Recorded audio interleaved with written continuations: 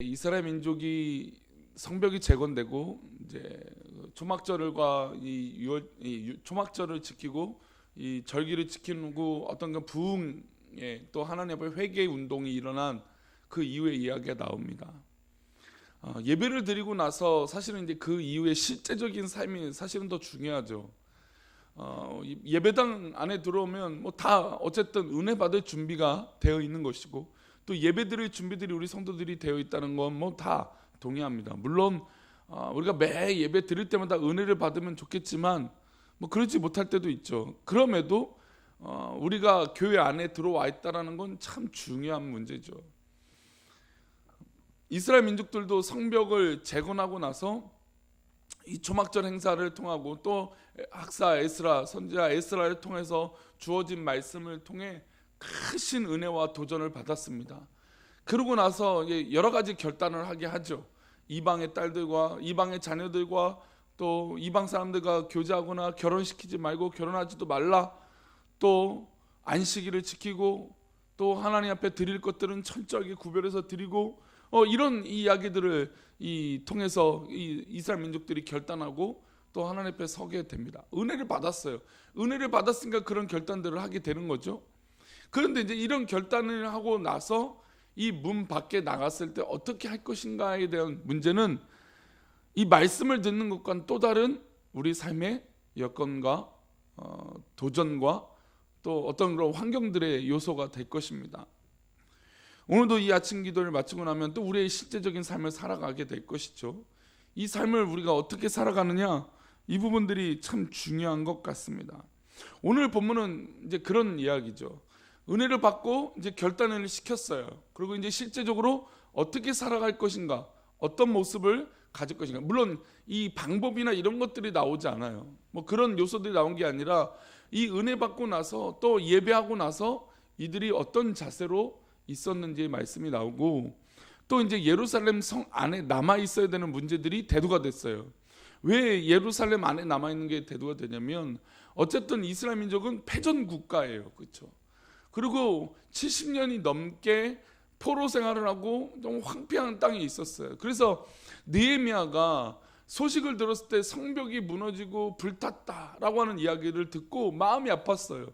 자신은 이 수상궁에 있으면서 이렇게 포로였지만 이렇게 잘 생활하고 있고 소위 말하는 잘 나가는 그런 삶을 살고 있었는데 예루살렘은 황폐하고 무너진 성읍이었다는 것이죠. 52일 만에 성벽을 재건했지만 모든 기반 시설은 그렇게 단단하고 튼튼하지는 못했을 것입니다. 그러면 성벽을 재건하고 은혜를 받고 또 어떤 이 구체적인 결단을 했는데 이제 실제적인 삶은 이 황폐한 땅에서 살아가야 되는 문제였습니다. 근데 아시다시피 거주의 문제는 중요합니까? 안 중요합니까? 거주의 문제는 굉장히 중요한 문제예요. 우리가 살고 있다라는 것 중요하다는 것을 우리가 이 재개발 통해서 굉장히 잘 배우고 있잖아요. 이 거주의 문제는 굉장히 중요한 문제예요. 그런데 이 거주의 문제가 만약에 불안하고 어렵다면 어떻게 될까요? 굉장히 불안하겠죠. 어제 이제 밤 늦게 12시가 넘었을 거예요. 뭐 이제 이 사이렌은 울리지 않은데 이 경광등이 계속 이렇게 움직이는 불빛이 있더라고요. CCTV 봤더니 구급차가 와 있는 거예요. 그래서 막 불이 나게 옷을 입고 나갔더니 한 노인분이 이제 119 차에 실려서 가고 있었어요. 저희 교회 앞에는 이 경찰관으로 보이는 분들이 세 분이 서 있었어요. 그래서 놀라고 무슨 일이시세요? 그랬더니 치매에 걸리신 노인이 이 공사장 안에 들어가 있어서 이 치매에 걸려서 이제 GPS를 찾고 있었는데 1시간 정도 있다 보니까 찾아갔고 정확히 안 보이잖아요. 이 공사장이 어두운 새벽이니까. 그래서 그분을 1시간 만에 찾아서 이제 이 구급차에 실어서 119에 실어서 가는 모습을 보게 됐습니다. 얼마나 놀랐어요, 그렇죠? 이게 제가 놀랐던 게 아니라 이제 그 상황이 얼마나 놀랄만한 상황이에요. 거주하고 있는데 만약에 이런 불안 요소가 있다? 쉽지 않죠. 제가 지금 불안하다는 얘기를 하는 게 아니에요. 이런 일들이 일어나고 있는 이 환경 가운데 이 환경이 얼마나 불안하고 어렵겠습니까? 그렇죠? 경찰들도 막 찾으려고 하는데 아무리 GPS가 몸에 있다고 하지만 이 GPS도 정확한 게 뭐 15m, 20m 이런 오차들이 있단 말이에요. 뭐 50m 오차들이 있죠. 그 오차들을 뭐 해결하기가 쉽지 않습니다. 그러니까 1시간 동안 그 이제 노인을 찾아서 데리고 갔다라는 것이죠. 집이 무너지고 없다라는 것은 또 이게 황폐했다라는 건 이렇게 어려운 문제예요. 사람이 살 수 없는 환경이 될 수 있는 것이죠. 그런 문제예요. 게다가 이 주거하는데 이 불안 요소가 또 있어요. 뭐 거주하는 공간만 불안한 게 아니라 무슨 어떤 것도 불안하냐면 산발락과 도비아와 게셈이라고 하는 이 정치적 이해 집단이 이스라엘 민족들을 호시탐탐 괴롭히려고 또 어떻게 때로는 죽이려고 달려드는 사람들이 있었단 말이죠. 그러니까 내부적으로도 그렇게 뭐 좋은 거주의 공간도 없어요. 또 이 산발락과 도비아와 게셈을 비롯한 많은 사람들이 이 이스라엘 민족들을 어떻게 하면 이 괴롭히고 갈라놓게 하고 엎어 놓을까라고 하는 이 혈안이 들은 사람들이 여럿이 있었어요. 그럼 어떻게 해요? 거주가 불안하고 이 외부의 공격이 있는데 어떻게 살아가야 될까요? 아무리 성벽이 재건됐다 할지라도 누가 봐도 여우가 올라가도 무너질 만한 성벽이라고 조롱해도 사실 그것이 조롱이 정말 뭐 맞는 말이냐 틀린 말이냐 할 수 있지만 그러나 52일 만에 급하게 성벽이 재건됐을 것을 봤을 때 그렇게 튼튼한 성벽이었을 거라고 생각은 안 됩니다. 그러니까 그런 이 불안 요소에 누가 이 땅에 살아야 될까요? 누가 이 예루살렘 안에 살아야 될까요? 라고 하는 문제였어요. 다시 한번 우리 1절을 읽어보겠습니다. 1절 말씀이 있습니다. 시작. 백성의 지도자들은 예루살렘에 거주하였고 그 남은 백성은 제비를 뽑아 10분의 1은 거룩한 성 예루살렘에서 거주하게 하고, 여기까지만 잠깐 보겠습니다.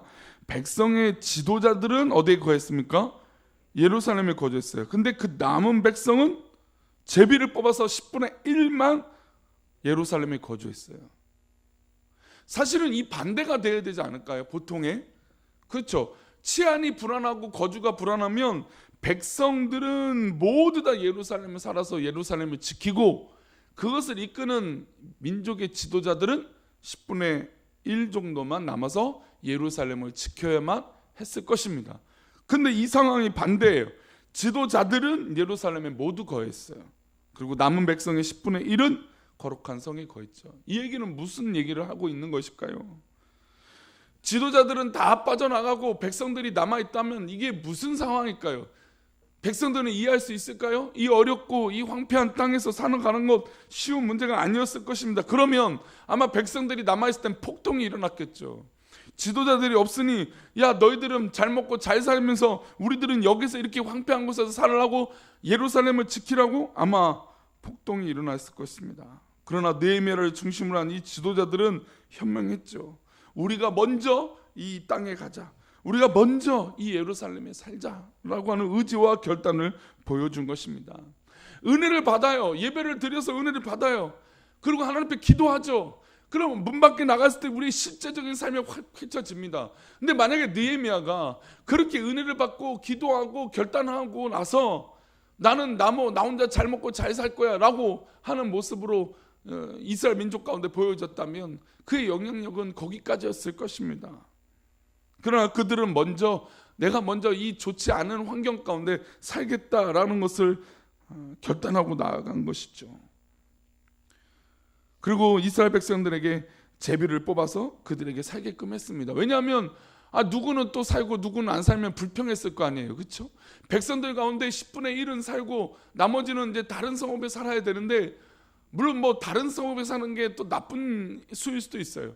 근데 어쨌든 제비를 뽑으니까 그들 모두 다 받아들일 수 있었다는 것이죠. 만약에 지도자들이 누구는 편애하고 누구는 뭐 가까운 사람이고 누구는 좀 먼 사람이니까 먼 사람은 뭐 예루살렘에 있고 가까운 사람은 안전한 성읍에 가고 아니면 반대로 먼 사람은 뭐 예루살렘에 있지 않고 바깥 성에 나가게 하고 내가 지켜줄 만한 성읍은 이 안에 살아가는 사람은 예루살렘 성 안에 있고 어떤 여건이든 만약에 이 지도자들이 직접 선택한 사람들이 예루살렘에 남아있으면 그것도 불공평했을 거예요. 그런데 이 남아있는 사람들을 어떻게 했습니까? 제비를 뽑은 거죠. 제비를 뽑으니까 남아있는 백성들도 불평하지 않은 거죠. 공평한 거죠. 게다가 지도자들이 먼저 남아 있으니 본이 되니까 이들의 마음 가운데 그런 마음이 들지 않았다는 것입니다. 그리고 제비를 뽑혀 예루살렘 성에 살아가는 사람들을 위해서 뭘 해주냐? 복을 빌어줘요. 이 2절 말씀인데요, 우리 2절 말씀 보겠습니다. 2절입니다. 시작. 예루살렘에 거주하기를 자원하는 모든 자를 위하여 백성들이 복을 빌었느니라. 모든 사람들이 예루살렘 성 안에 살아가는 것이 그렇게 귀한 것인 걸 아니까 그들이 그 예루살렘 성에 사는 사람들을 위해서 복을 빌어줬다라는 것이죠. 이게 바로 아름다운 이 공동체의 어떤 선순환이 일어나고 있는 것입니다. 저는 우리가 한 6개월 동안 야친 기도회와 이 릴레이 기도를 하면서 느끼는 생각은, 성도님 한 가지 질문해 보면, 가족들도 집안에서 매일 같이 부딪히고 살면 좋은 것만 있을까요? 어떤가요?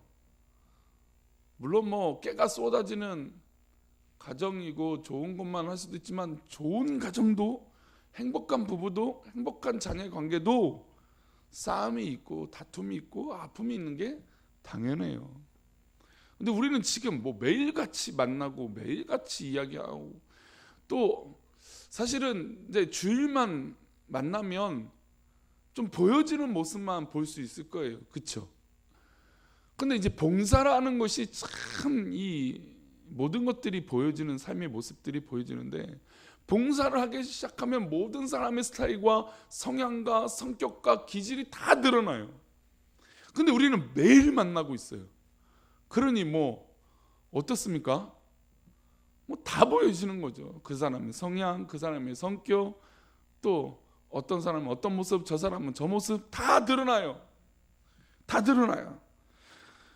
그런데 이제 그런 생각을 해보면, 지금 이스라엘 민족이 구별된 사람들이 이 예루살렘 안에 남고 나머지 10분의 9는 다른 성에 사는 거예요. 10분의 1이 남아요. 게다가 지도자들은 다 남아 있어요. 이런 관계들로 계속해서 이제 살아가야 돼요. 쉬운 일일까요? 쉽지 않죠. 그리고 만약에 나머지 10분의 9가 이 예루살렘 성전 사는 것이 아니라 다른 곳에 사니까 막 축복도 안 해주고 뭐 칭찬도 안 해주고 자기 마음대로 우리는 잘 됐다, 뭐 이런 분위기였다면 이스라엘 공동체는 어떻게 됐을까요? 어려운 관계가 되죠. 근데 이 나머지 10분의 9가 이스라엘 백성들, 이 남아있는 10분의 1을 위하여 축복을 해주는 것이에요. 복을 빌어줘요. 얼마나 아름답습니까? 내가 싫은 것도 남도 싫고, 남이 가고 싶은 곳에도 나도 가고 싶고, 다른 사람이 배가 고프면 나도 배가 고픈 것이에요. 인지상정이에요. 내가 상처를 받으면 남도 상처를 받아요. 물론 더 좋은 모습, 더 좋은 관계, 더 좋은 내 어떤 그런 발전된 모습으로 서로에게 보여주면 좋겠지만, 인간은 어디까지나 한계가 있어요. 게다가 이스라엘 민족같이 치안이 부재하고 불편한 곳에 사는 사람들은 모두 다 살기 싫었을 것입니다. 그런데 지도자들이 먼저 모범을 보였다는 것이죠. 오늘 우리에게도 이런 마음과 정신이 있기를 축복합니다. 왜냐하면 예수님도 그렇게 사셨죠.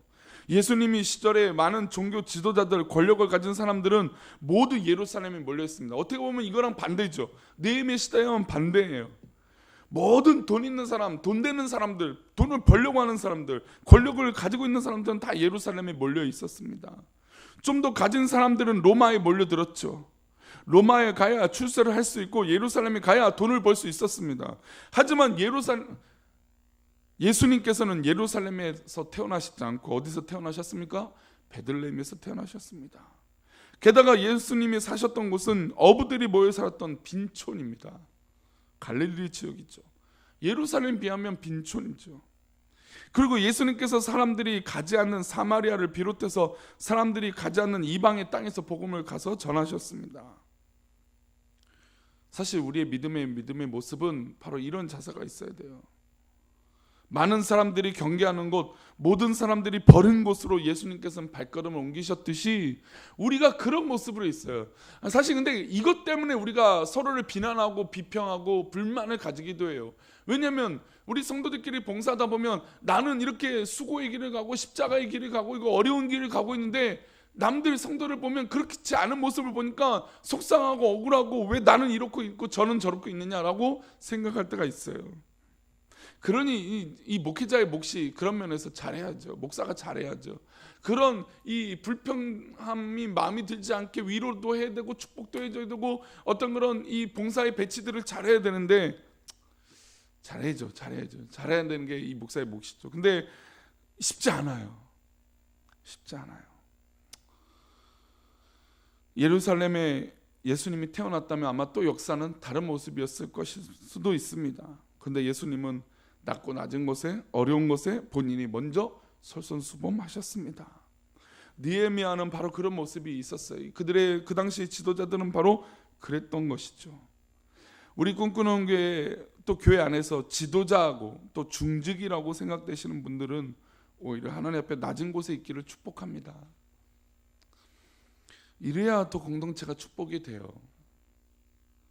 목사뿐만 아니라 우리 교회에 수고하는 분들이 바로 이런 모습이 있을 때 건강한 공동체가 돼요. 우리 자신이 거주하는 공동체에 예수 믿는 사람이 나 하나밖에 없다면 그곳의 지도자는 우리 자신입니다. 사장님이 아니라 내가 영적 지도자가 되고 우리가 살아가는 공동체에 예수를 가장 깊이 만난 사람, 예수를 제대로 만난 내가 바로 영적인 지도자예요. 그렇다면 우리가 내 자신이 모범을 보여야 돼요. 남들이 하기 싫은 거, 남들이 피하는 거, 남들이 불편해하는 것을 내가 먼저 그곳에 가서 영적인 모범을 보일 때 사람들이 함께 할 수 있는 것입니다. 우리 교회에 안 아픈 사람 없어요. 물론 잘하는 사람들도 있습니다. 잘하는 사람 있죠. 보면 참 일을 정말 잘하는 분도 있어요. 근데 대부분이 일을 잘 못합니다. 근데 우리 공동체는 못한다고 못하니까 타박하는 교회가 되지 않았으면 좋겠어요. 반면에 못해도 내가 하겠다라고 하는 그런 모습이 있었으면 좋겠어요. 하는 사람은 노상하고 안 하는 사람은 노상 안 하고, 모범을 보이는 사람은 노상 모범을 보이고, 또 안 하려고 하는 사람은 안 하려고 하고.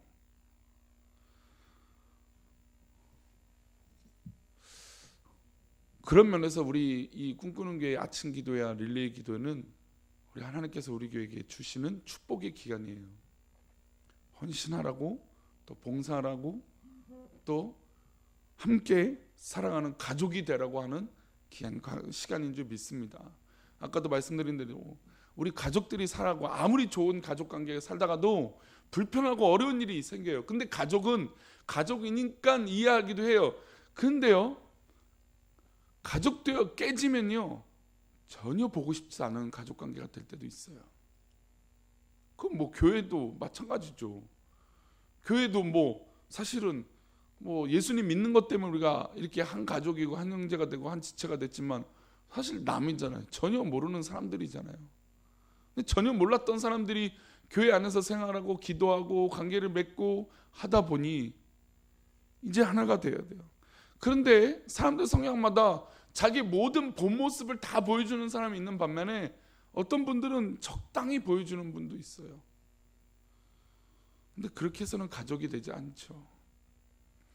우리 진짜 가족, 우리 식구가 되어준다는 건 우리의 솔직한 모습들이 다 보여져야 돼요. 그리고 오늘 본문의 1절처럼 민족의 지도자들은, 근데 사실 저는 지도자들이라고 해서 특별한 사람이라고 저는 생각하지 않아요. 왜냐하면 특별하다고 생각하는 사람은 나밖에 없거든요. 내 자신이 나를 특별하게 여기거든요. 그러면 어떻게 보면 백성의 지도자라고 하는 이 스페셜한 사람들은 바로 높은 권력을 갖고 있는 사람이 아니라 바로 누구일까요? 예수를 믿고 있는 나 자신이에요. 예수를 믿고 있는 나 자신은 예루살렘에 거주할 수 있는 결단과 모범이 필요한 줄 믿습니다. 그리고 또 한편에 죄송합니다. 또 우리 수고하고 헌신하고 이렇게 아침 기도에 나오신 분들에게 또 헌신하라고 모범을 보이라고 말씀드려서 참 죄송합니다. 그러나 우리가 또 제대로 믿음의 모습을 보여줘야 우리 교회가 더 건강해지지 않겠습니까? 그러니 우리 아침 기도에 나오신 분들은 사명이 있습니다. 내가 제대로 믿고 제대로 보범이 되고 제대로 영향력이 있을 때 우리 공동체가 진짜 식구가 되어지고 기쁨이 있는 그런 공동체가 될 줄 믿습니다. 그러니 아이고 목사님 또 나보고 순종하라고 하시네, 아이고 목사님 또 나에게 또 지라고 하시네, 그렇게 받지 마시고 잘 믿는, 제대로 믿는 우리 성도님들이 있으니 우리 공동체는 당연히 더 좋은 식구가 될 줄 믿습니다. 기도하겠습니다. 하나님,